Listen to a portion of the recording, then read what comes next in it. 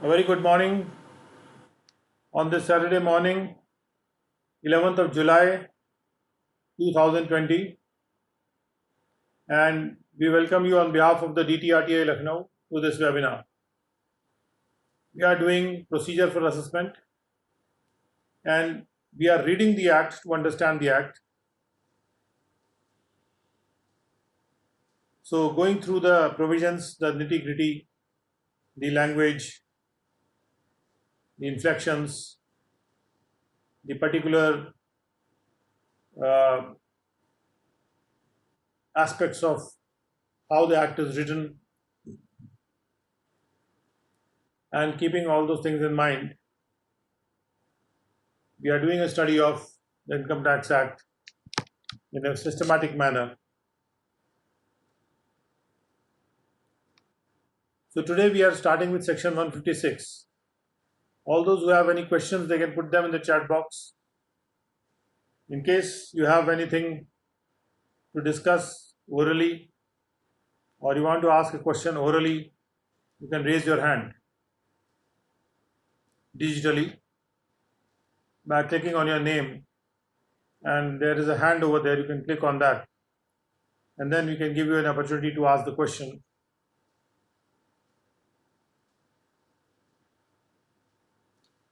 So section 156 is the notice of demand.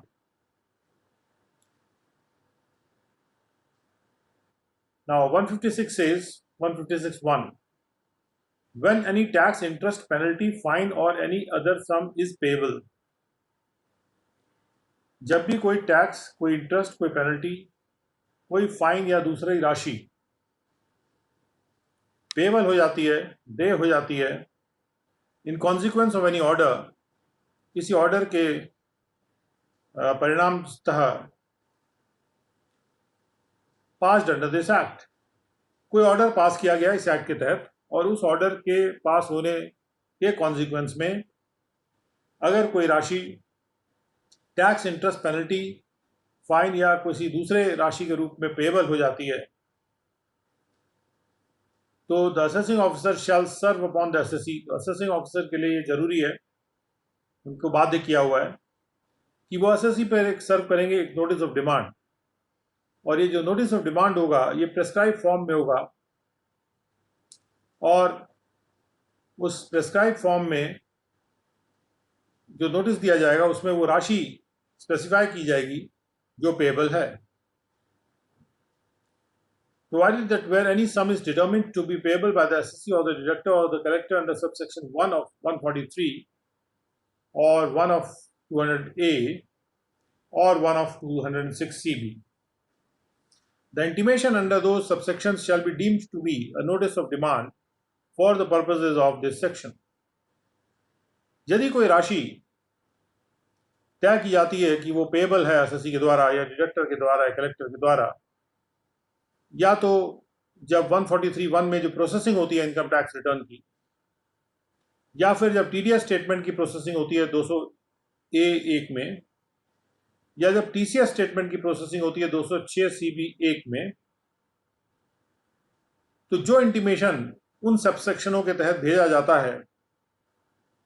यानी इन तीनों सबसेक्शनों के तहत जो भी इंटीमेशन भेजा जाता है, it shall be deemed to be a notice of demand. उसको मान लिया जाएगा कि वही नोटिस ऑफ डिमांड है और उस केस में एक अलग से कोई नोटिस ऑफ डिमांड भेजने की जरूरत नहीं पड़ेगी. ये मान लिया जाएगा कि इस सेक्शन के पर्पज से जो नोटिस ऑफ डिमांड की बात हो रही है वही इंटीमेशन ही नोटिस ऑफ डिमांड है. Now we come to 156(2). 156(2) में ये जो 156(2) प्रावधान है, ये किया गया है 1/4/2020 से, यानी फ्रेश प्रावधान है जो कि 1/4/2020 से इंट्रोड्यूस किया गया है. और इसमें कहा जा रहा है कि whether income of the SSC of any assessment year beginning on or after the first day of April 2021, जो असेसमेंट ईयर अप्रैल 21 से शुरू होता है, उस असेसमेंट ईयर के लिए या उस असेसमेंट ईयर की जो इनकम है एसएससी की, includes income of the nature specified in clause 6 of subsection 2 of section 17, उस असेसमेंट ईयर या उसके बाद के असेसमेंट ईयर में जो इनकम आ रही है उस इनकम में 17(2)(6) में जो इनकम स्पेसिफाइड है वो भी उसमें इनकम शामिल है, और and such specified security or sweat equity shares referred to in the said clause, और ये जो क्लॉज 6 है इसमें जिस स्पेसिफाइड सिक्योरिटी या स्वेट इक्विटी शेयर्स की बात की जा रही है या उनका रेफरेंस दिया जा रहा है, आर अलॉटेड और ट्रांसफर डायरेक्टली और indirectly by the current employer, उन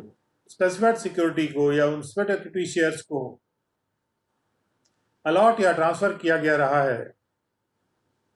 या तो डायरेक्टली या इनडायरेक्टली उस करंट एम्प्लॉयर के द्वारा, being an eligible startup referred to in section 80 IAC, और करंट एम्प्लॉयर अगर एलिजिबल स्टार्टअप है जिसका रेफरेंस सेक्शन 80 IAC में जो स्टार्टअप का रेफरेंस आया है, तो करंट एम्प्लॉयर अगर एलिजिबल स्टार्टअप है और एलिजिबल स्टार्टअप को स्पेसिफाइड सिक्योरिटी या स्वेट इक्विटी शेयर्स अपने एम्प्लॉई को अलॉट करता है, तो जो टैक्स या इंटरेस्ट है ऑन सच इनकम, ऐसी इनकम पर जो भी टैक्स या इंटरेस्ट है which is included in the notice of demand referred to in subsection 1 shall be payable by the assessee within 14 days. तो अगर नोटिस ऑफ डिमांड में उस टैक्स या इंटरेस्ट को मांगा जा रहा है जो कि ऐसी इनकम है जो कि 17(2)(6) में स्पेसिफाइड है, और वो स्पेसिफाइड इनकम जो है वो स्पेसिफाइड सिक्योरिटी या स्वेट इक्विटी शेयर से आती है, और ये जो इनकम है ये उन स्पेसिफाइड सिक्योरिटी और स्वेट इक्विटी शेयर से आ रही है जो कि एक एलिजिबल स्टार्टअप ने अपने एम्प्लॉय को दिए हैं, तो उस केस में वो जो इनकम है उस पर जो टैक्स है वो 14 दिन के अंदर दे दिया जाएगा। जो भी नोटिस ऑफ डिमांड में टैक्स या इंटरेस्ट लिखा हुआ है वो 14 दिन में पे कर दिया जाएगा। Shall be payable by the assessee with in 14 days, 14 दिन किसके बाद? 14 days after the expiry of 48 months from the end of the relevant assessment year. Assessment year के खत्म होने के बाद जब 48 महीने निकल जाते हैं, यानी जब 4 साल करीब करीब निकल जाते हैं, उसके बाद 14 दिन के अंदर उसको ये राशि पे कर देनी है। कहने का मतलब ये है कि असेसमेंट ईयर के बाद काफ़ी समय दिया जा रहा है यहाँ पे उसको पेमेंट करने के लिए। उसके बाद 14 डेज और मतलब या 14 days from the date of sale of such specified security, जो भी तारीख है बिकने की ऐसे स्पेसिफाइड सिक्योरिटी के या स्वेट इक्विटी शेयर्स के, जब वो बिकता है उसके बिकने के 14 दिन के अंदर, अगर वो बिकता नहीं है तो 48 महीने असेसमेंट ईयर जब निकल जाता है उसके 48 महीने के बाद 14 दिन का समय होता है। नहीं भी बिका तो आप जो है तब तक तो दे ही दीजिए। अगर बिक जाता है तो बिकने के 14 दिन के अंदर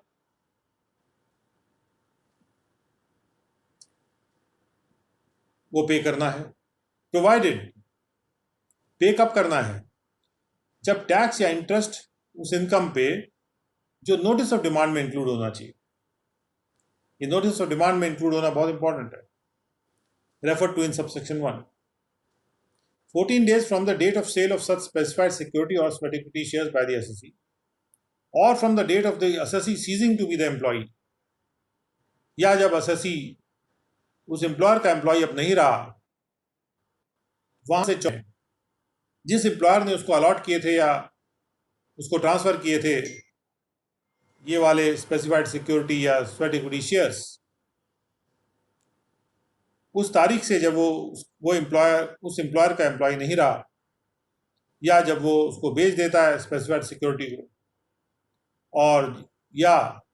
48 महीने का टाइम जो भी रेलेवेंट असेसमेंट ईयर से है, उनमें से जो भी पहले आता है, अगर वो एम्प्लॉय नहीं रहा तो किसी भी टाइम तो उसके 14 दिन में उसको पे करना है। अगर वो बेच देता है इक्विटी को या इक्विटी शेयर को, सिक्योरिटी को इक्विटी शेयर को, तो उसके बेचने से 14 दिन में उसको पे कर देना है, और या फिर 48 महीने from the end of the relevant assessment year. So let's go back to 17.2 and 6 and see ये इनकम कैसे अराइज होती है।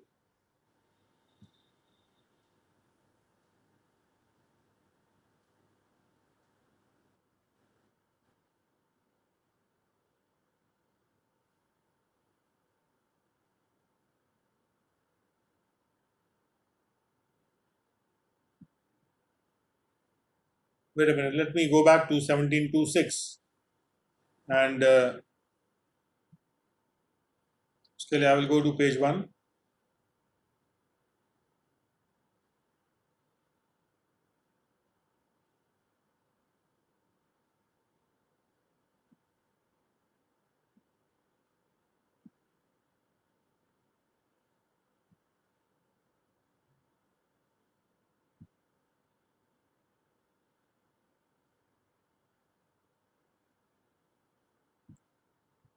We'll again go back to the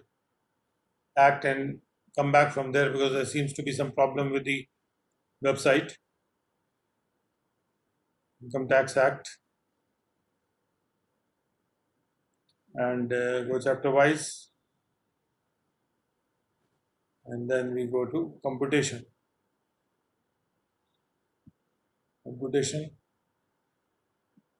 And in computation we go to 17. 17 में 17.2.6.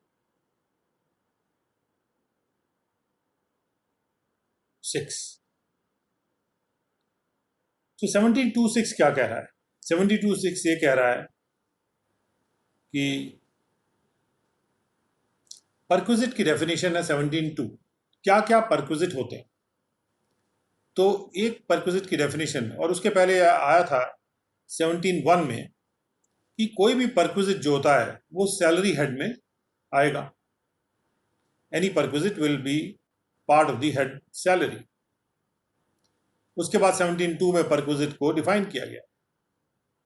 ये कौन से परक्विजिट्स होते हैं. उसके बाद 17.2 का 6 एक पर्टिकुलर परक्विजिट को डिफाइन करता है जो सैलरी हेड में टैक्स होगा. और इसमें कहा जा रहा है कोई भी स्पेसिफाइड सिक्योरिटी या स्वेट इक्विटी शेयर्स की वैल्यू जो या तो अलॉट या ट्रांसफर किया गया हो, या तो डायरेक्टली या फिर इनडायरेक्टली किसी एम्प्लॉयर के द्वारा या किसी पहले के एम्प्लॉयर के द्वारा, और ये बिना कोई चार्ज लिए फ्री ऑफ कॉस्ट दिया गया है, या एसएससी को ये कंसेशनल रेट पे दिया गया, तो उस स्पेसिफाइड सिक्योरिटी या उस स्वेट इक्विटी शेयर की जो भी वैल्यू है, दैट इज अ परक्विजिट. उसके बाद स्पेसिफाइड सिक्योरिटी को डिफाइन किया गया. स्पेसिफाइड सिक्योरिटी वो सिक्योरिटी होती है जिसका definition security contract regulation act 1956 के सेक्शन 2H में दिया हुआ है. और and where employ stock option has been granted under any plan और स्कीम देयरफॉर, और जहां उसके तहत किसी स्कीम में कोई एम्प्लॉय को स्टॉक ऑप्शन दिया जाता है. स्टॉक ऑप्शन ही शेयर्स का ऑप्शन. ऑप्शन इसलिए कि वो जब चाहे उसको बेच लें. अंडर एनी प्लान या scheme includes the securities offered under such plan और स्कीम. अगर कोई एम्प्लॉय स्टॉक ऑप्शन स्कीम है, इसको ईसॉप भी बोलते हैं, ESOP, employ stock option plan, या ESOS, employ stock option scheme. ESOP या ईसॉस के तहत अगर कोई सिक्योरिटी ऑफर की जाती है तो वो सिक्योरिटी भी स्पेसिफाइड सिक्योरिटी मानी जाती है. और जो स्वेट इक्विटी शेयर्स हैं, स्वेट इक्विटी शेयर्स का मतलब है कोई भी इक्विटी शेयर्स जो किसी कंपनी के द्वारा इशू किए गए हों अपने एम्प्लॉयज़ को या अपने डायरेक्टर्स को, और ये डिस्काउंट पे इशू किए गए हों, या ऐसे कंसिडरेशन के अगेंस्ट इशू किए गए हों जो कैश में नहीं किया गया. जैसे मान लीजिए उसने कोई बहुत बेहतरीन काम कर दिया, काम के एवज में दे दिया. अदर देन कैश काम भी हो सकता है, जो कैश नहीं है कंसिडरेशन उसका, और वो कंसिडरेशन ऐसा है कि फॉर प्रोवाइडिंग, क्योंकि उस एम्प्लॉय ने नो हाउ प्रोवाइड किया था, या इंटेलेक्चुअल प्रॉपर्टी राइट के नेचर का कोई राइट दिया था, या कोई वैल्यू एडिशन किया था, किसी भी नेम से, किसी भी नाम से वो बुलाया जाए, कोई भी कंपनी में उसने वैल्यू एडिशन किया, कंपनी का मूल्य बढ़ाया, कंपनी की वैल्यू बढ़ाई, तो वो एक ऐसा कंसिडरेशन है जिसके एवज में कंपनी उसको स्वेट इक्विटी शेयर देती है। स्वेट मतलब पसीने, पसीने पसीने की एक तरह कमाई। आपने हमारी कंपनी के लिए बहुत पसीना बहाया, रात दिन एक कर दिया, लो जी हम आपको शेयर्स देते हैं। तो ये जो शेयर्स हैं, ये जो कंपनी इशू करती है, या तो वो डिस्काउंट पे इशू करेगी, मतलब जो भी उसका रेट है मार्केट में, जैसे 300 रुपये का रेट है, या तो उसको 200 रुपये उसको डिस्काउंट करके दे देगी, या फिर कि फ्री में भी दे सकती है, in consideration for any know how और द इंटेलेक्चुअल प्रॉपर्टी राइट्स और एनी वैल्यू एडिशंस। और जो जहां वैल्यू की बात की जा रही है, the value of the specified equity share, जो कि परक्विजिट में आएगा, वैल्यू का मतलब है फेयर मार्केट वैल्यू उस स्पेसिफाइड सिक्योरिटी की या उस स्पेसिफाइड इक्विटी शेयर्स की उस तारीख को, ऑन द डेट जब वो ऑप्शन एक्सरसाइज करेगा, एसएसई ऑप्शन एक्सरसाइज करेगा, यानी कि उसको बेचने का ऑप्शन एक्सरसाइज कर देगा, जिस तारीख में as reduce by the amount actually paid और रिकवर्ड फ्रॉम हिम, और उसमें से माइनस किया जाएगा जो अमाउंट उससे दिया गया है from the SSE in respect of such security और शेयर्स। तो जब उसको ये स्पेसिफाइड सिक्योरिटी स्पेसिफिक शेयर्स दिए जाते हैं, ज़्यादातर एम्प्लॉय स्टॉक ऑप्शन प्लान में दिए जाते हैं, उसमें उसके पास ऑप्शन होता है जब भी वो चाहे उसको बेचे। तो जब वो ऑप्शन एक्सरसाइज करता है, उस तारीख को जो फेयर मार्केट वैल्यू है, that will be brought to tax as perquisite. और जो फेयर मार्केट वैल्यू मीनिंग है उसका उसका मतलब है जो भी वैल्यू प्रिस्क्राइब मेथड से डिटर्मिन होती है। फेयर मार्केट वैल्यू का जो वैल्यू है वो प्रिस्क्राइब मेथड से डिटर्मिन होगी, जो इसके लिए बना रहेगा और कि कैसे ये कैलकुलेट की जाएगी। और ऑप्शन एक राइट है, लेकिन एक ड्यूटी नहीं है जो एम्प्लॉय को दी जाती है कि वो उस specified security sweat equity shares के लिए अप्लाई कर दे। पहले से एक डिटर्मिन प्राइस है, उस प्राइस, आज की तारीख में, उस तारीख में जब वो ऑप्शन लेता है उसका कुछ भी प्राइस, नॉर्मली क्या करेगा, उस जिस दिन वो ये ऑप्शन एग्जीक्यूट करेगा, ये एक्सरसाइज करेगा ऑप्शन, उस दिन उसका बेचने की नीयत है, इसलिए उसको एक्सरसाइज करेगा। बिना बेचने के उसको एक्सरसाइज करने की जरूरत नहीं, क्योंकि एक्सरसाइज कर देगा तो टैक्स हो जाएगा। तो इसलिए ऑप्शन एक तरह से वही तारीख होती है जब वो उसको बेचता है, या आप ये कह सकते हैं जब वो उस ऑप्शन को एक्सरसाइज करता है। उस तारीख में जो फेयर मार्केट वैल्यू है,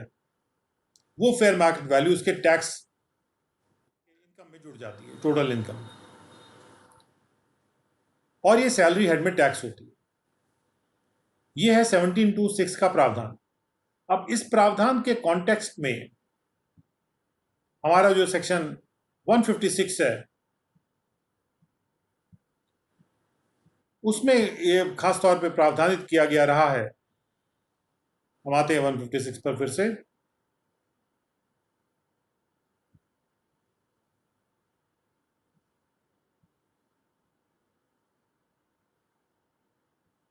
कि जब भी कोई notice of demand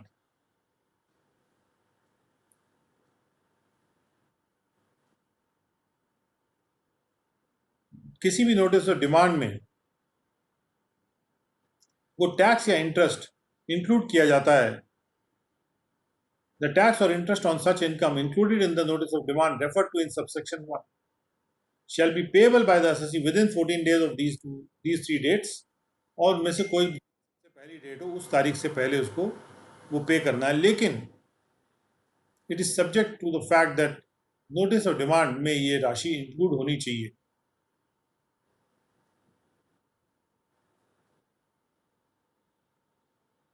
included in the notice of demand.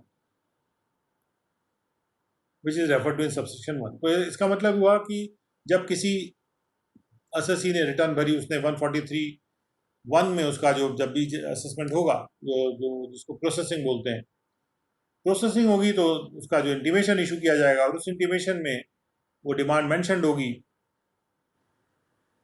अगर उसने वो पे नहीं की गई होगी उस तारीख तक।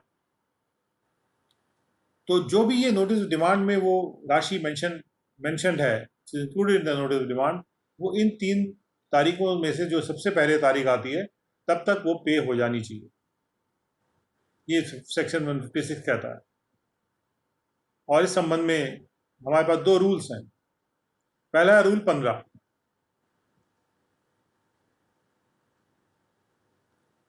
रूल 15 ये कहता है कि जो नोटिस ऑफ डिमांड है वो फॉर्म नंबर 7 में होगा, प्रिस्क्राइब फॉर्म है उसके लिए, वो फॉर्म नंबर 7 में होगा। और रूल 38 ये कहता है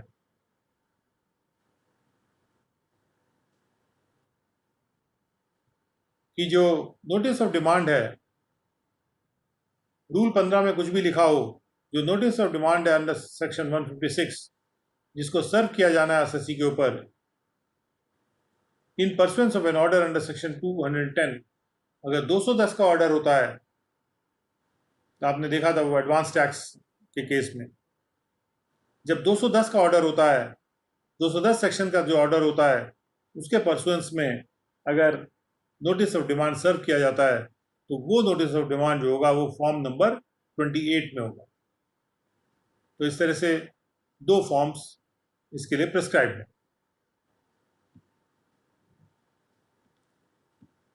now let us go to the next section. और ये जो प्रावधान है स्वेट इक्विटी शेयर्स का, ये 1/4/2020 से असेसमेंट ईयर से लागू है,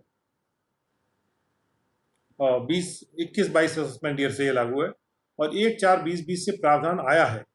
और ये लागू है फॉर असेसमेंट ईयर 21-22 ऑनवर्ड्स। उसके बाद आते हैं 157। When in the course of the assessment of the total income of any assessee it is established that a loss has taken place which the assessee is entitled to have carried forward and set off under the provisions of subsection 1 of section 72, 73(2), 74(1) and 3 और 74(a)(3, जब भी assessment के दौरान, assessment के course में, जब total income का assessment हो रहा है उसके कोर्स में यह स्थापित हो जाता है, असेसमेंट के कोर्स में जब ये स्थापित हो जाता है कि एक लॉस हुआ है, लॉस इज टेकन प्लेस, जिसको असेसी एंटाइटल्ड है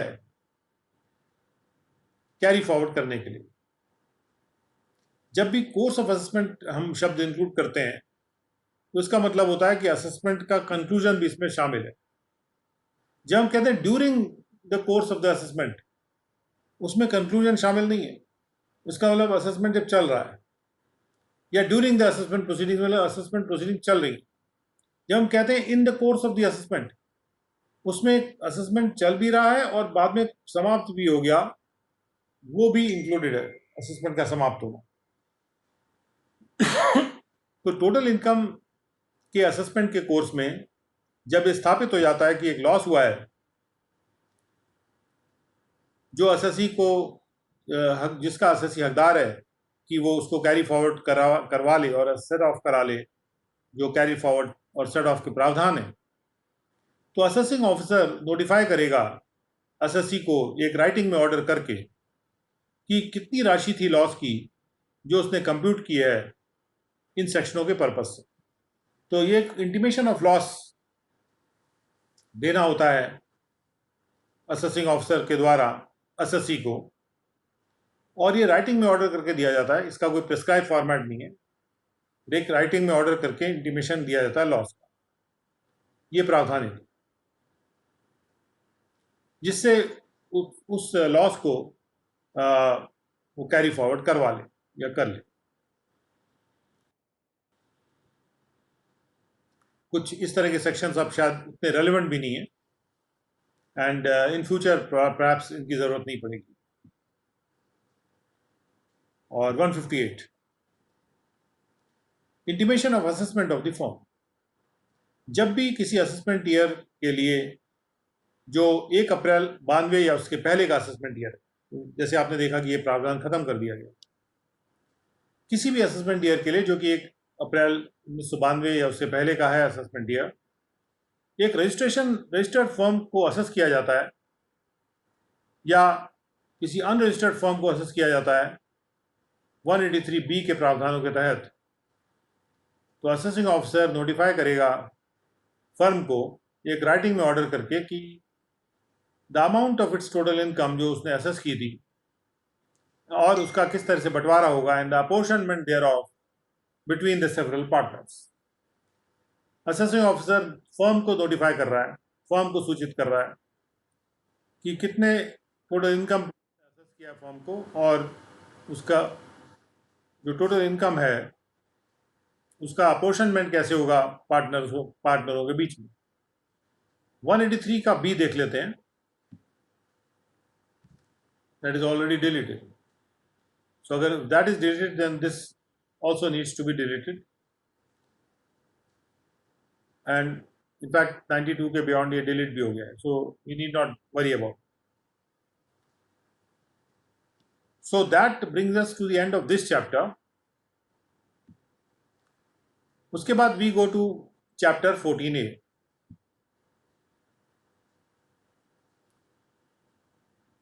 Now we are doing chapter 14A. Special provision for avoiding repetitive appeals. ये खास प्रोविजन है जो कि बार बार अपीलों को अवॉइड करने के लिए बनाया गया। Notwithstanding anything contained in this act, where an assessee claims, जहां पर भी कोई assessee ये दावा करता है that any question of law arising in his case for an assessment year, कि कोई भी question of law जो उसके केस में अराइज कर रहा है किसी भी असेसमेंट ईयर के लिए, which is pending before the assessing officer. Assessee ये क्लेम कर रहा है कि कोई क्वेश्चन ऑफ लॉ अराइज कर रहा है उसके केस में किसी असेसमेंट ईयर के लिए जो पेंडिंग है, यानी जो क्वेश्चन ऑफ लॉ जो अराइज हुआ है वो पेंडिंग है असेसिंग ऑफिसर के समक्ष और एनी अपीलेट अथॉरिटी या किसी अपीलेट अथॉरिटी के समक्ष वो question of law pending decision के लिए,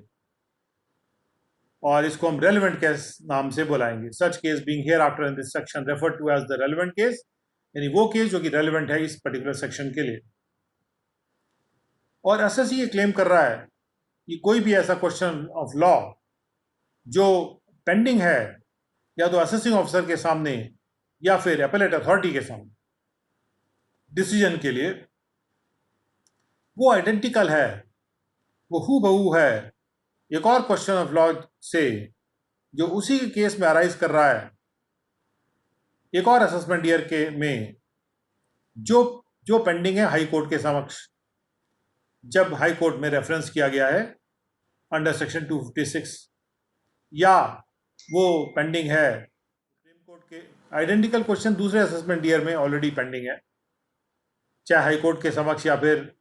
जो सुप्रीम कोर्ट में रेफरेंस किया गया सेक्शन 257 में उसमें पेंडिंग है, या कोई अपील है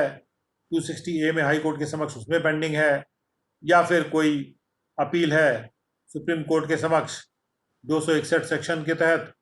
उसमें वो पेंडिंग है किसी और असेसमेंट ईयर के लिए, फॉर अनदर असेसमेंट ईयर, और इसको हम अदर केस बोलेंगे, यानी तो अदर केस में पेंडिंग है। रेलेवेंट केस में एक क्वेश्चन ऑफ लॉ अराइज हो रहा है और वो अदर केस में identical question of law already pending है, तो वो फर्निश कर सकता है असेसिंग ऑफिसर को या अपीलेट अथॉरिटी को एज द केस में भी जिसके सामने वो रेलेवेंट केस में मैटर अराइज हुआ है। वो एक डिक्लेरेशन दे सकता है एज द केस में भी, यानी चाहे वो AO हो चाहे वो AA हो, उनमें से कोई भी हो, उसके सामने वो डिक्लेरेशन दे सकता है प्रेस्क्राइब फॉर्म में और प्रेस्क्राइब मैनर में वेरीफाई करते हुए कि, और इस डिक्लेरेशन में क्या लिखेगा वो, दैट इफ द AA और the AO as the case में भी agrees to apply in the relevant case, अगर वो एग्री करें कि इस रेलेवेंट केस में वो अप्लाई कर देंगे जो भी फाइनल डिसीजन आएगा क्वेश्चन ऑफ लॉ पे अदर केस में, तो उस केस में ही shall not raise such question of law in the relevant case in appeal. तो रेलेवेंट केस में उसको क्वेश्चन को वो अपील में नहीं ले जाएगा किसी भी अपीलेट अथॉरिटी के सामने, or in appeal before the High Court or in appeal before the supreme Court, वो किसी भी अपील में हाई कोर्ट में या अपील में सुप्रीम कोर्ट में उस मैटर को नहीं लेके जाएगा। ये वो डिक्लेरेशन अगर दे देता है। यहाँ पे ये नहीं लिखा है कि रेफरेंस में भी नहीं लेके जाएगा हाई कोर्ट या supreme court. So to that extent, a reference has not been brought here. Only thing is assess reference, normally वो reference के लिए जिस कोर्ट में डिसीजन हो रहा होता है उस कोर्ट में अप्लाई करना होता है, then the reference goes to the higher court. ये भी नहीं लिखा कि वो रिट में नहीं लेके जाएगा या स्पेशल लीव पिटिशन के तहत नहीं लेके जाएगा, क्योंकि वो तो एक्स्ट्राऑर्डिनरी पावर्स होते हैं हाई कोर्ट और सुप्रीम कोर्ट के, उनको कटेल करना ठीक नहीं है। लेकिन एसएससी यहाँ पर एक डिक्लेरेशन दे रहा है कि जो मामला रेलेवेंट केस में क्वेश्चन ऑफ लॉ अराइज कर रहा है, अगर क्योंकि मेरा वही क्वेश्चन ऑफ लॉ मेरे केस में दूसरे असेसमेंट ईयर में ऑलरेडी पेंडिंग है हाई कोर्ट के सामने या सुप्रीम कोर्ट के सामने, तो यदि आप उसमें जो भी फैसला आएगा वो मेरे केस में लगाने को तैयार हूँ, मेरे इस रेलेवेंट केस में लगाने को तैयार हूँ, तो मैं रेलेवेंट केस के मामले को अपील में लेके नहीं जाऊँगा।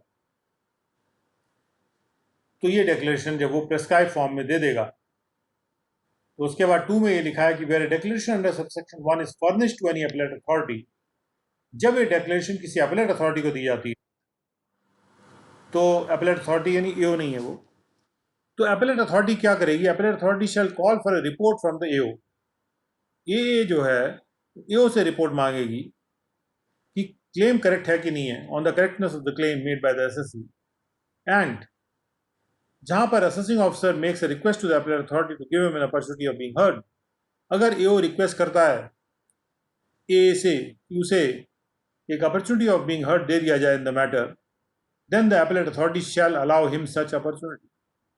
तो अपीलेट अथॉरिटी को ऐसी अपॉर्चुनिटी उसको अलाउ करनी पड़ेगी, लेकिन यहाँ पे कोई टाइम लिमिट नहीं है कब तक वो रिक्वेस्ट कर सकता है एओ। 3 में लिखा है कि एओ जो है और द ए उसके बाद राइटिंग में ऑर्डर करेंगे, और राइटिंग में ऑर्डर करके या तो वो उस क्लेम को एडमिट कर लेंगे एसएससी की, इफ ही और इट इज सेटिस्फाइड, अगर वो सेटिस्फाइड हैं कि जो question law of law arise कर रहा है रेलेवेंट केस में वो अदर केस में जो क्वेश्चन ऑफ लॉ है उससे आइडेंटिकल है, इस बात से अगर वो सेटिस्फाइड हैं तो उसकी क्लेम को एडमिट करना ही करना है। जब लिखा है कि मे बाय ऑर्डर इन राइटिंग का मतलब यह है कि वो चाहे तो उसकी, उनके पास चॉइस यहाँ पे है कि चाहे तो उसकी क्लेम को लें या कंसिडर करें या उसके क्लेम को ना करें।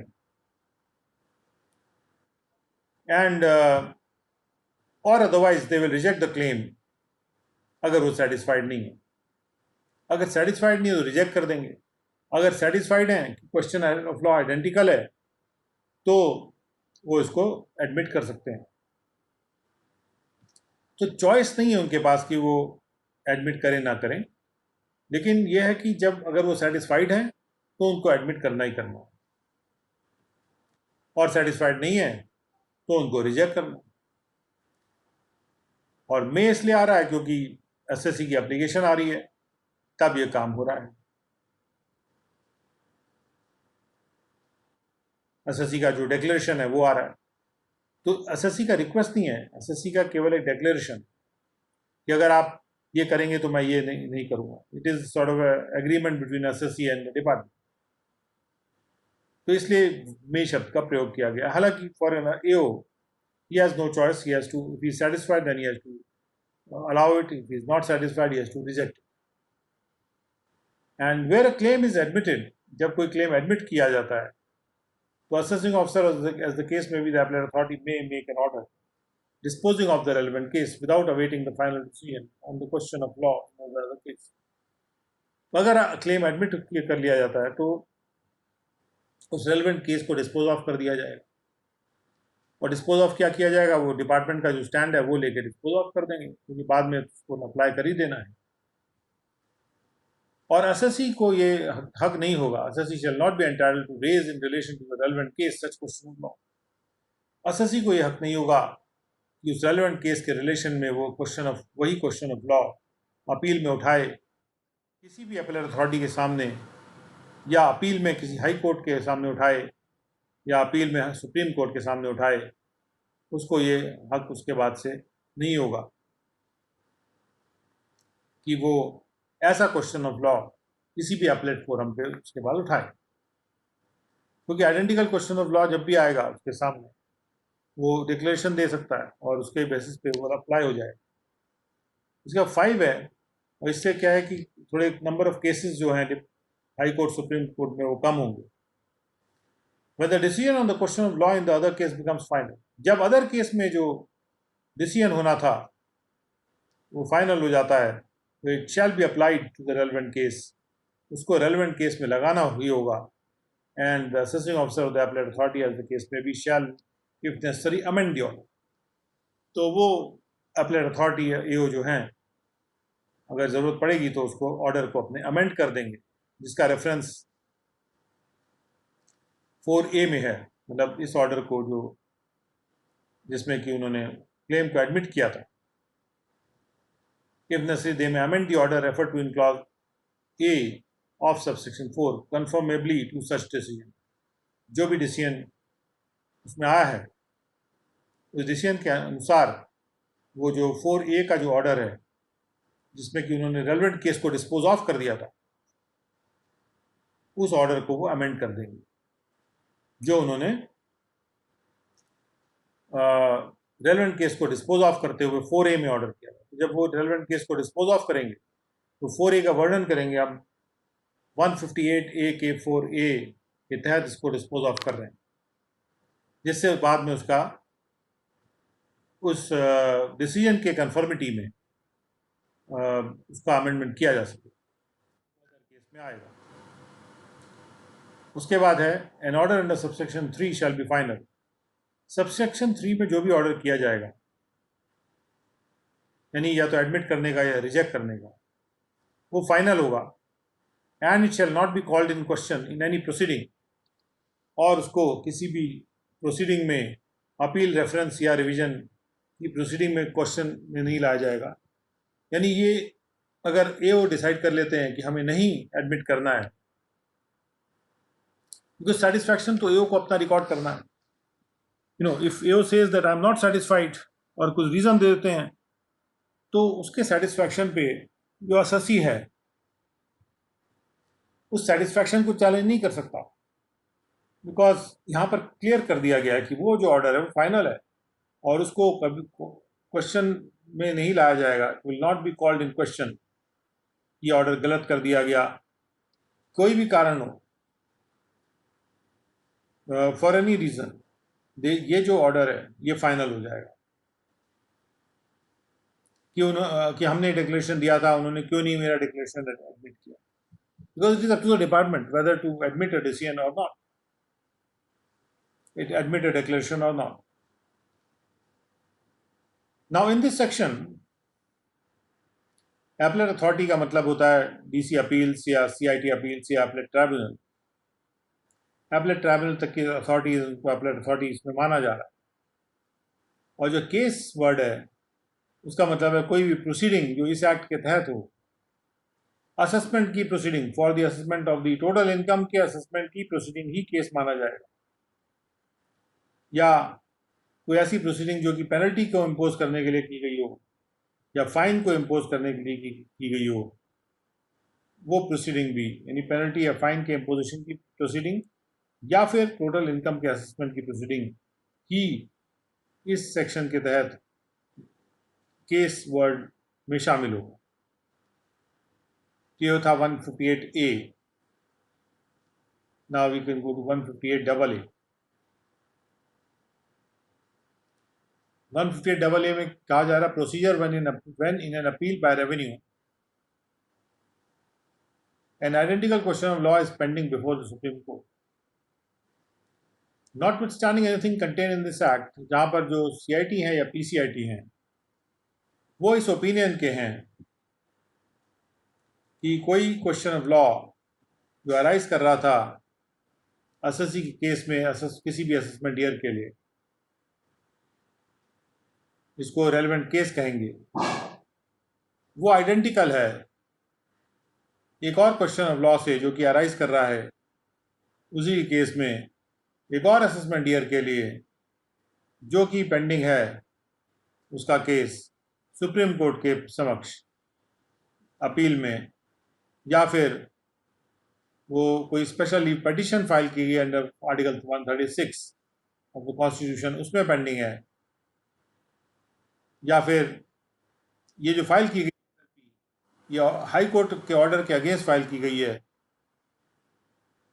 जो कि SSC के फेवर में था, in favour of the SSC, such case being हेreafter referred to as the other case, उसको हम अदर केस कहेंगे जो मैटर सुप्रीम कोर्ट में पेंडिंग है अपील में, या सुप्रीम कोर्ट के समक्ष SLP में पेंडिंग है, जो SLP हाई कोर्ट के ऑर्डर के खिलाफ की गई है, जो हाई कोर्ट का ऑर्डर SSC के फेवर में था। ऐसे केस में अगर CIT या PCIT इस ओपिनियन के हैं कि कोई क्वेश्चन ऑफ लॉ जो कि किसी SSC के केस में अराइज कर रहा है किसी असेसमेंट ईयर के, यानी रेलेवेंट केस में कोई क्वेश्चन ऑफ लॉ अराइज कर रहा है और वो क्वेश्चन ऑफ लॉ बिल्कुल बहु है एक ऐसे क्वेश्चन ऑफ लॉ से जो कि उसी के केस में अराइज कर रहा है दूसरे असेसमेंट ईयर में, और वो पेंडिंग है सुप्रीम कोर्ट, तो वो क्या कर सकते हैं? ही में instead of directing the assessing officer to appeal to the appellate tribunal, वो ये कह सकते हैं इसके बजाय कि वो असेसिंग ऑफिसर को डायरेक्शन दें कि वो अपील फाइल करे ट्राइब्यूनल में अंडर सबसेक्शन 2 और सबसेक्शन 2A ऑफ 253, ही में direct the assessing officer to make an application to the tribunal, वो डायरेक्ट कर सकते हैं कि एक एप्लीकेशन करें ट्राइब्यूनल को और प्रिस्क्राइब फॉर्म में करें और इसको विद इन 60 डेज करें, within 60 days from the date of the receipt of the order of the commissioner appeals. जब कमिश्नर अपील्स का ऑर्डर आ जाए तो उसके 60 डेज में वो एक एप्लीकेशन करें अपने ट्राइब्यूनल को और उसमें वो स्टेट करें कि an appeal on the question of law, जो क्वेश्चन ऑफ लॉ अराइज कर रहा है उस रेलेवेंट केस में, उसमें एक appeal, an appeal on the question of law arising in the relevant case may be filed when the decision question of law becomes final in the other case, कि उसमें ये क्लेम, उसमें application ये करें कि जब जो क्वेश्चन ऑफ लॉ है जिस पे जो अदर केस में डिसीजन पेंडिंग है सुप्रीम कोर्ट में, वो डिसीजन जब आ जाएगा तो इस रेलेवेंट केस में तब वो अपील फाइल कर देंगे। इस तरह से वो एप्लीकेशन अपीलेट ट्राइब्यूनल में करें। कहने का मतलब ये कि जब CIT अपील का ऑर्डर आया और उसमें एक क्वेश्चन ऑफ लॉ इन्वॉल्व है जिस पे डिसीजन दिया गया है और ये देखा जाता है कि आइडेंटिकल क्वेश्चन ऑफ लॉ दूसरे असेसमेंट ईयर में सुप्रीम कोर्ट में उसी केस में पेंडिंग है, तो जो CIT या PCIT हैं जब इस ओपिनियन पे आ जाते हैं कि क्वेश्चन ऑफ लॉ जो आइडेंटिकल है, तो वो एक एप्लीकेशन करेंगे अपीलेट ट्राइब्यूनल को और उसमें कहेंगे कि अदर केस का जो सुप्रीम कोर्ट में केस पेंडिंग है उसका इंतजार कर लेते हैं क्योंकि वहां पे identical question of law pending है, जब वो आ जाएगा तब मैं अपील फाइल कर दूंगा यहाँ पे, तब मैं अगर चाहूंगा तो फाइल कर दूंगा, मे बी फाइल। तो द CIT और the PCIT shall direct the assessing officer, वो असेसिंग ऑफिसर को डायरेक्शन देंगे कि वो एप्लीकेशन करें अंडर सबसेक्शन 1 केवल तब, only if an acceptance is receive from the SSC, ये एप्लीकेशन तभी करें जब SSC इस बात को स्वीकार करे to the effect that the question of law in the other cases are, SSC भी माने कि जो क्वेश्चन ऑफ लॉ था वो आइडेंटिकल है उस क्वेश्चन ऑफ लॉ से जो अराइज कर रहा है रेलेवेंट केस में, तो जो question of law supreme court में है वो आइडेंटिकल है इस रेलेवेंट केस के क्वेश्चन ऑफ लॉ से, वो भी एसएससी भी एग्री करे, एक्सेप्ट करे, and in case no such acceptance is received, और अगर कोई इस प्रकार की स्वीकृति नहीं रिसीव की जाती एसएससी से, तो the commissioner of the PCID shall proceed in accordance with the provisions contained in subsection 2 or 2A of section 233. उस केस में अगर स्वीकृति नहीं आती है तो सीआईटी या पीसीआईडी 253 के 2 या 2A सेक्शन के अनुसार प्रोसीड करेंगे। देख लेते हैं कि 253 में 2 और 2A में कैसे प्रोसीड करना है। तो 2 और 2A में लिखा है कि पीसीआईटी और सीआईटी में if you object to any order passed by the DCIT appeals or as the case may be commissioner appeal direct the assessing officer to appeal to the अपने ट्राइब्यूनल, यानी वो direction ये देंगे कि आप tribunal में appeal करिए। 253(2) का मतलब है कि वो डायरेक्शन असेसिंग ऑफिसर को देंगे कि आप अपील करिए। कब वो डायरेक्शन देंगे आप अपील करिए? जब अगर एसएससी स्वीकृति अपनी नहीं देता कि आइडेंटिकल क्वेश्चन ऑफ लॉ है, तो कहेंगे ठीक है एसएससी ने स्वीकृति नहीं दी, let us file an appeal.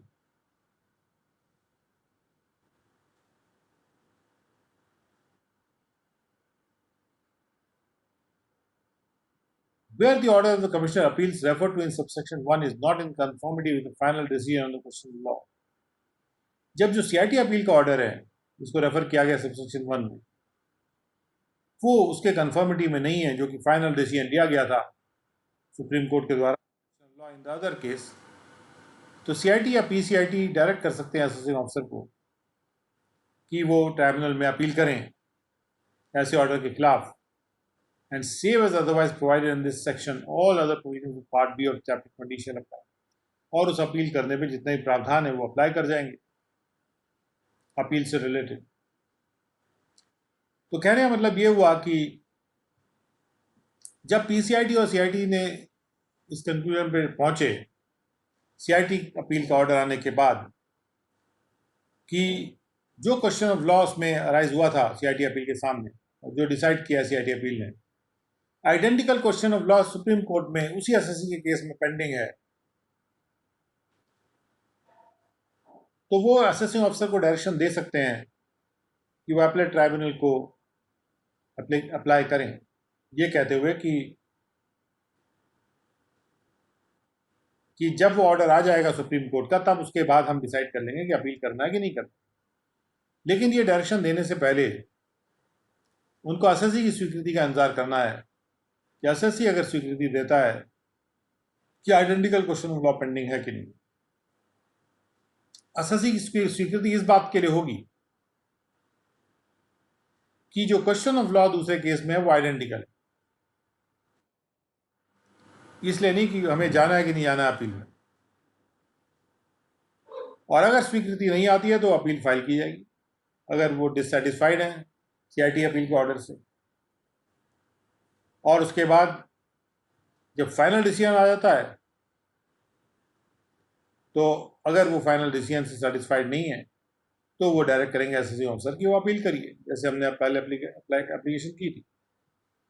Every appeal under subsection 3 shall be filed within 60 days from the date on which the order of Supreme Court on the other case is communicated. Other case में जब supreme court से order communicate हो जाता है तो CIT या PCIT उसके 60 दिन के अंदर जो भी अपील फाइल की जानी है वो फाइल कर दी जाएगी जो अपील सबसेक्शन 3 में है, यानी वो तब फाइल की जा रही है जब सीआईटी जब सुप्रीम कोर्ट का ऑर्डर आ गया, उसके बाद लगता है कि वो अपील में जाना चाहिए तो उस केस में अपील फाइल कर दी जाएगी। यानी सुप्रीम कोर्ट का ऑर्डर अगर हमारे फेवर में तो अपील फाइल कर देंगे और will get a favourable order from the tribunal based on the supreme court judgement. 158AA भी खत्म हो गया। We move on to the liability in special cases, chapter 15. Chapter 15 में जैसे आप देख सकते हैं सेक्शन 159 से लेके और सेक्शन 180 ए तक है।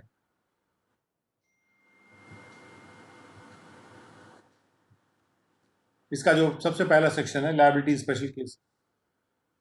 क्योंकि बार बार आप शब्द पढ़ते हैं लिखे हुए एक्ट में, if is accessible in respect of the other person. Now let us see what is the liability in special cases. सबसे पहले लीगल रिप्रेजेंटेटिव्स, जो विधिक रूप से जो प्रतिनिधित्व करते हैं किसी का, they are called legal representatives. Section 159 से in 159(1), where a person dies,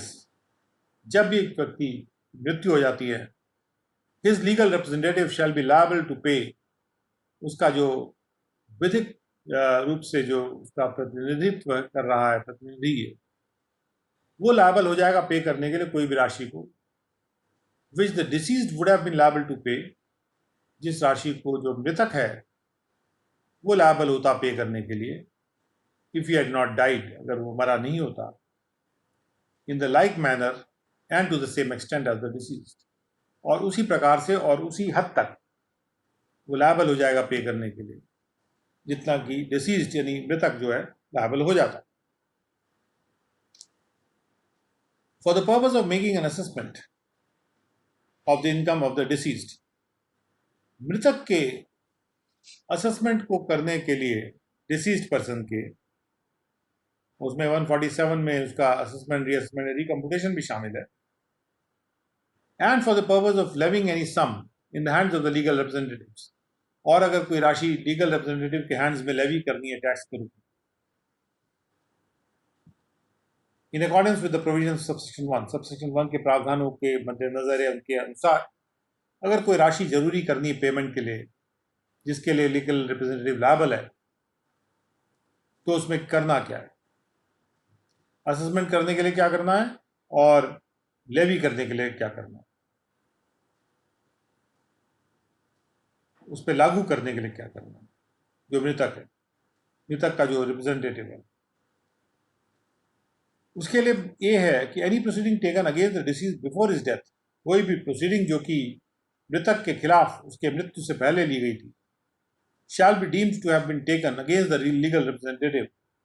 उसके बारे में ये मान लिया जाएगा कि वो लीगल रिप्रेजेंटेटिव के खिलाफ ली गई है, एंड मे बी कंटिन्यूड, और उसको आगे बढ़ाया जा सकता है, अगेंस्ट द लीगल रिप्रेजेंटेटिव, उस लीगल रिप्रेजेंटेटिव के खिलाफ आगे बढ़ाया जा सकता है, from the stage eight which it stood, उस स्टेज से आगे बढ़ाया जा सकता है जहां पे वो खड़ी थी, वो प्रोसीडिंग जहां खड़ी थी, on the date of the death of the deceased, जब डिसीज की डेथ हो जाती है उस तारीख से आगे ये मान लिया जाएगा कि वो प्रोसीडिंग जो थी वो लीगल रिप्रेजेंटेटिव के खिलाफ थी। 2B में कहा जा रहा है, any proceeding which could have been taken against the deceased if he had survived may be taken against the legal representative, कोई भी प्रोसीडिंग जो ली जा सकती थी, which could have been taken, पहले में तो है कि जो ले ली गई थी, दूसरे में है बी में कोई प्रोसीडिंग जो ली जा सकती थी डिसीज के खिलाफ, अगर वो बच जाता, इफ ही हैड सर्वाइव्ड, तो वो ली जा सकती है आप लीगल रिप्रेजेंटेटिव के खिलाफ, और सारे प्रोविजंस अप्लाई करेंगे उसके अनुसार, all the provisions of this act shall apply accordingly. उसके बाद 3 में है, the legal representative of the deceased shall for the purpose of this act be deemed to be an SSC, और इस एक्ट के पर्पज से जो लीगल रिप्रेजेंटेटिव है डिसीज का वो एसएससी माना जाएगा, और every legal representative shall be personally liable for any tax payable by him, कोई भी लीगल रिप्रेजेंटेटिव जो है वो निजी रूप से लायबल हो जाएगा उस टैक्स के लिए जो उसने अपने लीगल रिप्रेजेंटेटिव की कैपेसिटी में पे किया है, जो टैक्स पेबल है उसके द्वारा अपने लीगल रिप्रेजेंटेटिव की कैपेसिटी में, उसके लिए वो निजी रूप से लायबल होगा, if while his liability for tax remains undischarged, he creates a charge on or disposes of or parts with any asset of the estate of the deceased. अगर वो ऐसा करता है कि जब तक वो लायबिलिटी टैक्स की अनडिस्चार्ज रह गई थी, वो उसके डिसीज्ड के एस्टेट पर या डिसीज के कोई भी एसेट्स पे या एसेट्स के पार्ट को वो डिस्पोज ऑफ कर देता है या उस पर कोई चार्ज क्रिएट कर देता है। चार्ज क्रिएट करना जैसे मोर्टगेज कर देना उसको, और ऐसे एसेट्स या एस्टेट को जो कि विच आर इन और मे कम इनटू हिज पोजीशन, जो उसके पोजीशन में या तो हैं या उसके पोजीशन में आ जाएंगे, उसके बारे में अगर वो चार्ज क्रिएट कर देता है या डिस्पोज ऑफ कर देता है। But such liability shall be limited to the value of the assets वो चार्ज। लेकिन जो ये पर्सनल लायबिलिटी होगी उसकी, वो उस एसेट का जो वैल्यू था जो इस प्रकार से एसेट चार्ज कर दिया गया है या डिस्पोज ऑफ कर दिया गया है या पार्ट विथ कर दिया गया, तो वो जो एसेट है उसकी जो वैल्यू है उस वैल्यू तक ही सीमित रहेगी ऐसी liability.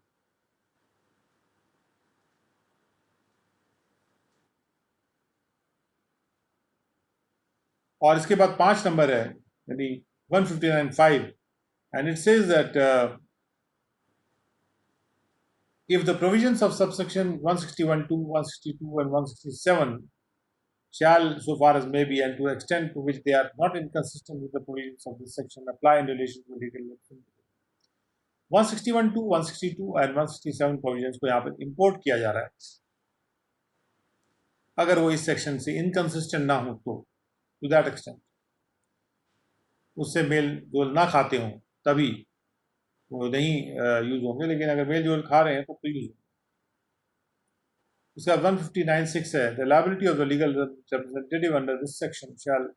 Subject to the provisions of subsection 4 and subsection 5। जो लीगल रिप्रेजेंटेटिव की हम पर्सनल लायबिलिटी की बात कर रहे हैं,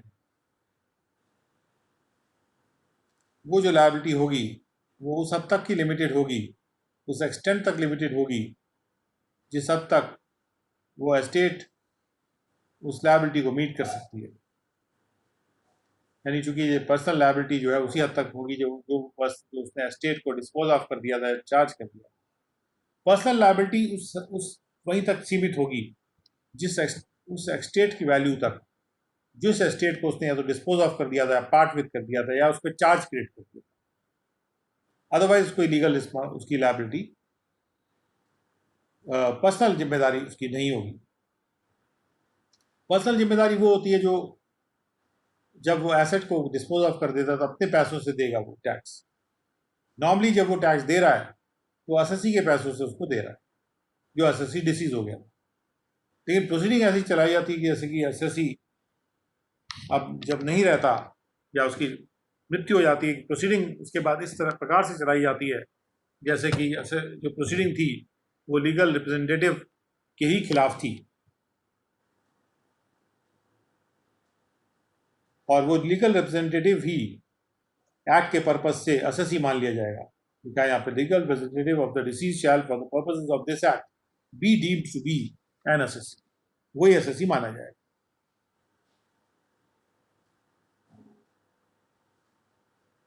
और जो पर्सनल जिम्मेदारी है उसकी वो तब होगी जो एसएससी के एसेट्स को अगर वो डिस्पोज ऑफ कर देगा तभी उसकी पर्सनल जिम्मेदारी होगी, अदरवाइज पर्सनल जिम्मेदारी उसकी नहीं है। जो जिम्मेदारी उसकी है वो एसेट से संबंधित ही है, जो एसएससी के एसेट से ही टैक्स लिया जा सकता है। 159 के बाद आते हैं हम 160 पे, which is called the representative SSC.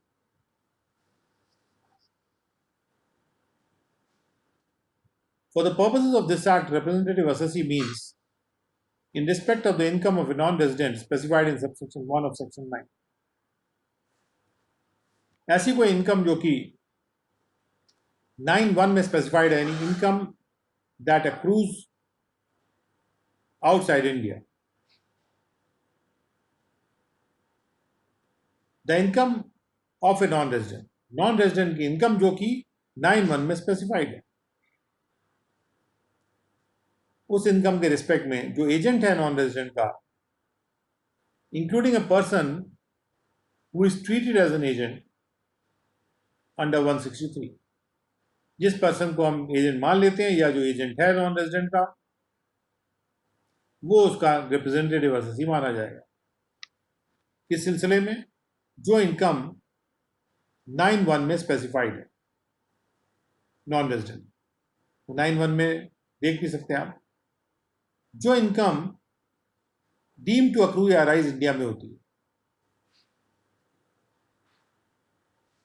income which is deemed to accrue or rise in India for a non-resident. non-resident के लिए अगर कोई इनकम deemed to accrue या rise इंडिया में हो रही है, उसके रिलेशन में उसका जो उसका एजेंट है उस नॉन रेजिडेंट का, वो रिप्रेजेंटेटिव एसएससी है या जिसको हम 163 में मान लेते हैं एजेंट। और ये रिप्रेजेंटेटिव एसएससी को हम डिफाइन कर रहे हैं। अगर इनकम माइनर की है, लूनेटिक की है, जो पागल हो गया या इडियट है, तो जो गार्जियन या मैनेजर है जो इंटाइटल्ड है रिसीव करने के लिए या रिसीव कर चुका है ऐसी इनकम को, उस माइनर लूनेटिक या इडियट के बिहाफ पे, या जो इंटाइटल्ड है रिसीव करने के लिए, वो होगा रिप्रेजेंटेटिव एसएससी। और 3 में है कि इन respect of income which the courts of wards, administrator general, the official trustee or any receiver or manager, including any person, whatever his designation, who in fact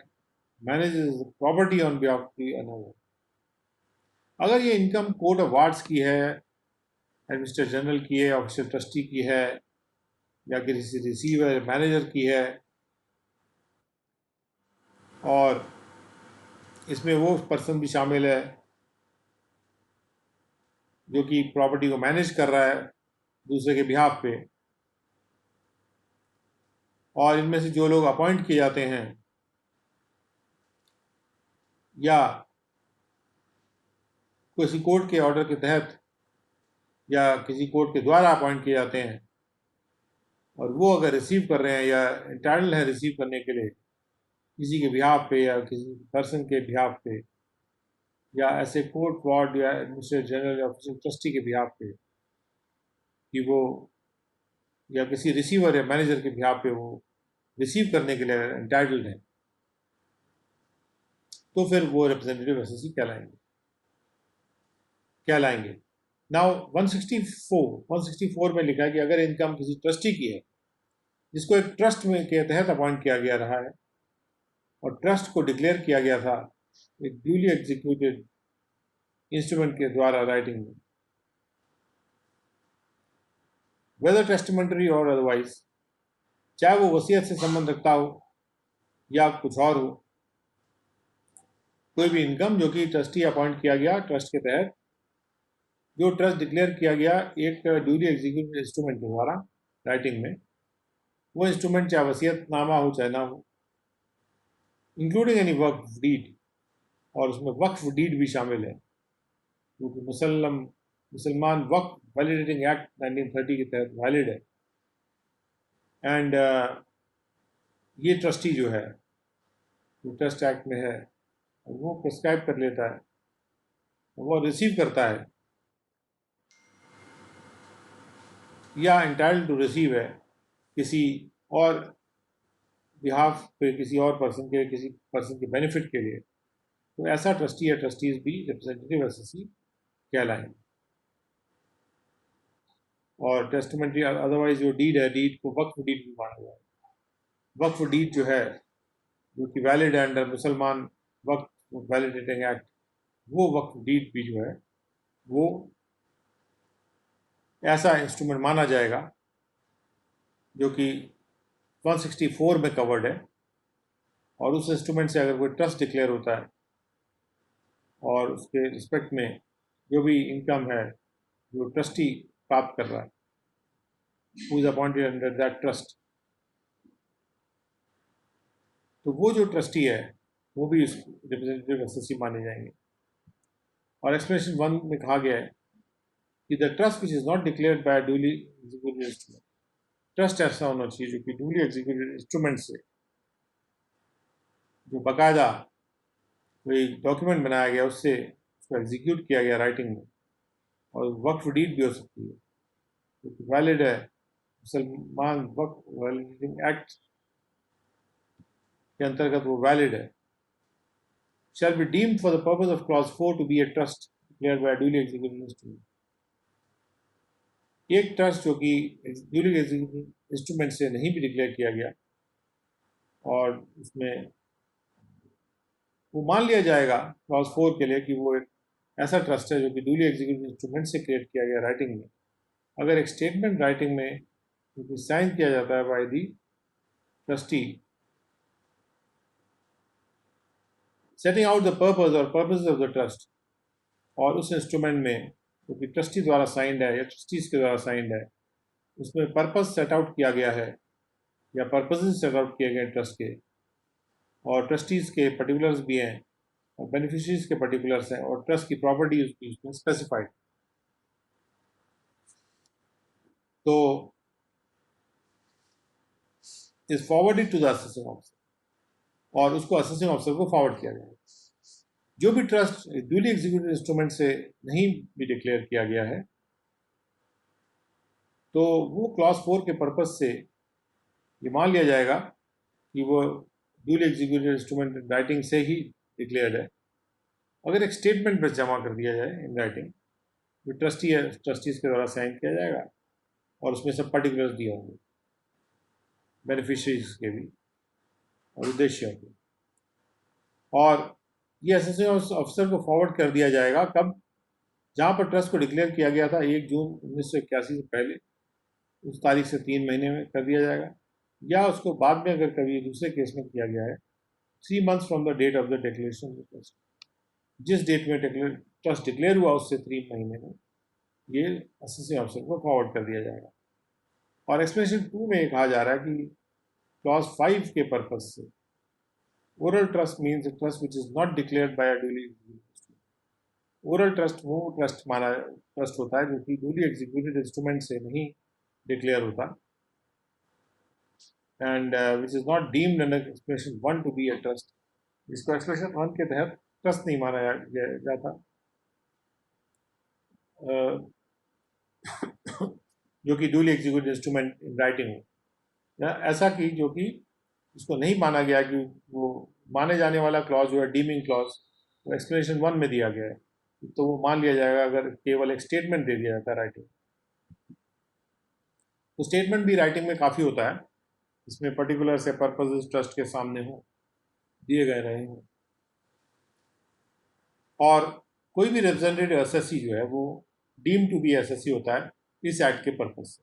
act के पर्पज से representative SSC जो है वो deem to be SSC होता है। अब आते हैं कि उस रिप्रेजेंटेटिव एसएससी को जब हमने डिफाइन कर लिया, लीगल रिप्रेजेंटेटिव देख लिया, उसके बाद रिप्रेजेंटेटिव एसएससी देख लिया, अब आते हैं रिप्रेजेंटेटिव एसएससी की लायबिलिटीज क्या क्या है। Every representative SSC as regards the income, and this is the last section that we are doing for today. Her representative SSC जिस इनकम के रिस्पेक्ट में वो एक रिप्रेजेंटेटिव एसएससी है, उन्हीं ड्यूटीज या रिस्पॉन्सिबिलिटी या लायबिलिटीज के अधीन आएगा। जैसे कि इनकम जो थी वो ऐसी इनकम थी जो रिसीव की गई थी, अप्रूव की गई थी, या अप्रूव टू और इन फेवर ऑफ हिम, या बेनिफिशियरी उसके फेवर में अप्रूव हुई है, and shall be liable to assessment in his own name, और वो रिप्रेजेंटेटिव एसएससी अपने खुद के नाम पे असेसमेंट के लिए लायबल होगा उस इनकम के रिस्पेक्ट में। But any such assessment shall be deemed to be made, कोई भी ऐसा असेसमेंट वो shall be deemed to be made upon him in his representative capacity only, और ये माना जाएगा कि वो जो असेसमेंट है उसकी रिप्रेजेंटेटिव कैपेसिटी में ही उसके ऊपर किया गया। और जो टैक्स है, the tax shall subject to the other provisions contained in this chapter be levied upon and recovered from him, और टैक्स भी उसी के ऊपर लेवी किया जाएगा और उसी से रिकवर किया जाएगा इन द लाइक मैनर, उसी प्रकार से, and to the same extent, और उसी हद तक as it would be leviable upon and recoverable from the person represented by him. जैसे कि वो leviable होता या recoverable होता उस person से जिसको वो represent कर रहा है, उसी प्रकार से उससे भी टैक्स जो है वो लिया जा सकता है। और 161(1)(a) में कहा जा रहा है कि notwithstanding anything contained in section 1, where any income in respect of which the person mentioned in 161(4) is liable as representative assessee, अगर जिस इनकम के रिस्पेक्ट में कोई भी अगर रिप्रेजेंटेटिव असेसी है and that income consist of or includes profits and gains of business, उस income में gains profits and gains business के भी हैं, तो tax shall be charge on the whole of the income, tax पूरी income पे charge होगा in respect of which such person is so liable, जिसके रिस्पेक्ट में वो पर्सन उस प्रकार से लायबल है और वो मैक्सिमम मार्जिनल रेट पे चार्ज किया जाए। अगर प्रॉफिट्स एंड गेन्स भी कोई इनकम है तो टैक्स जो है वो मैक्सिमम मार्जिनल रेट पे चार्ज किया जाए, provided that the provisions of this subsection shall not apply where such profits and gains are receivable under trust. लेकिन अगर ये जो प्रॉफिट्स एंड गेन्स हैं ये ट्रस्ट में रिसीव हो रहे हैं, एक ऐसे व्यक्ति ने डिक्लेयर किया था विल के द्वारा exclusively for the benefit of any relative, और उसमें डिक्लेयर किया था ये केवल एक रिलेटिव के बेनिफिट के लिए ट्रस्ट है जो उस पर डिपेंडेंट है for support and maintenance, and such trust is the only trust so declare by him, और वो डिक्लेयर करेगा कि ऐसा ट्रस्ट जो है वो एकमात्र ट्रस्ट है जो उसने डिक्लेयर किया है। Where any person is in receipt respect of any income accessible in this chapter in the capacity of representative agency, अगर कोई व्यक्ति किसी इनकम के रिस्पेक्ट में जो असेसेबल है इस चैप्टर में और वो रिप्रेजेंटेटिव असेसी की कैपेसिटी में है, तो उसी इनकम के रिस्पेक्ट में he shall not be assessed under any other provisions of this act, तो उसी इनकम के रिस्पेक्ट में he shall not in respect of that income be assessed under any other provision, जहाँ पर वो रिप्रेजेंटेटिव असेसी की तरह से उसको असेस कर लिया गया किसी इनकम के रिस्पेक्ट में, तो उसी इनकम के रिस्पेक्ट में उसको किसी और प्रावधान में असेस नहीं किया जाएगा। ये हो गई लायबिलिटी उस रिप्रेजेंटेटिव असेसी की, यानी उसको उसी तरह से उससे सेम ड्यूटीज रिस्पॉन्सिबिलिटी और लायबिलिटी उसकी होती है जैसे हमने 160 में बताया। So with that we have completed 161 and we will continue with 162 in the next session, and that session we held at 2:15. So please join us at 2 o'clock